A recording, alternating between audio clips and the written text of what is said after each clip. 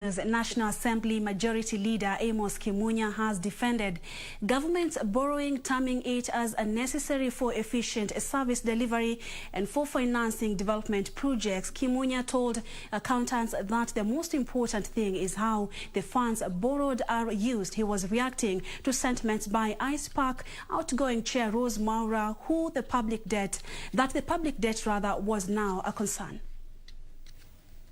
According to a draft budget policy statement presented to Parliament by National Treasury Cabinet Secretary Ukur Yatani, the government plans to table 3.63 trillion shillings budget for the next financial year. Out of this, KRA is expected to collect 1.8 trillion shillings, leaving a deficit of nearly 2 trillion shillings, which the Institute of Certified Public Accountants of Kenya is concerned about. If we're saying we want to spend 3.6 trillion, how are we getting that money? We cannot, we are saying, perhaps continue to live outside in excess of our means. Accountants want the government to invest in projects with high returns that can inject immediate additional capital into the economy.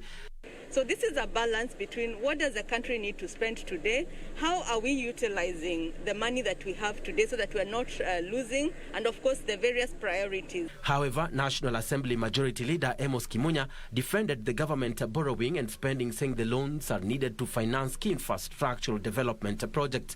Kenyans want roads, Kenyans want sports, Kenyans want airports, they want education, they want health, they want COVID vaccinations. Yeah? But they don't want to pay tax, or they can't afford to pay tax because the economies are not doing as well. So what do you then do? Yeah? You have to get that money from somewhere. And the only choice available is through debt. ICPAK called on the National Treasury to minimize punitive taxes.